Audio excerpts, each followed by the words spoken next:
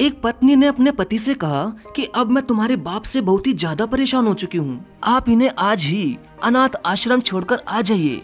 तभी उसका पति अपने बूढ़े पिता को अनाथ आश्रम में छोड़ देता है और घर वापस आने लगता है। लेकिन तभी अचानक ही उसकी पत्नी का फोन आता है और वो अपने पति से ये कहती है कि अपने बाप से एक बात और कह देना कि त्योहारों पर भी घर आने की जरूरत नहीं है, अब वहीं रहें और हमें शांति से जीने दे।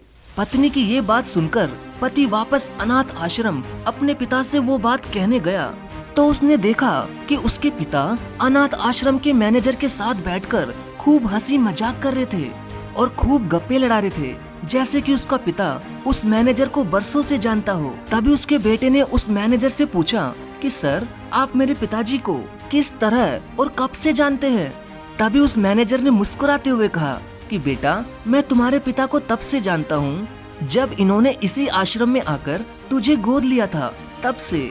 मैनेजर के मुंह से ये बात सुनकर बेटा एकदम शॉक्ड हो गया, क्योंकि उसे तो ये बात पता ही नहीं थी। तभी वो अपने पिता के पैरों में गिरकर खूब रोता हुआ माफी मांगने लगा और अपने पिता को घर वापस लेकर चला गया और अपने पिता से ये वादा किया कि पापा, आज के बाद आपको कहीं पर भी जाने की जरूरत नहीं है, अब आप इसी घर में हमारे साथ ही रहेंगे और प्लीज मुझे और आपकी बहू को माफ कर दीजिए।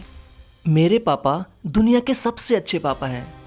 तो दोस्तों, आपको ये कहानी कैसी लगी प्लीज कमेंट में जरूर बताइएगा। धन्यवाद।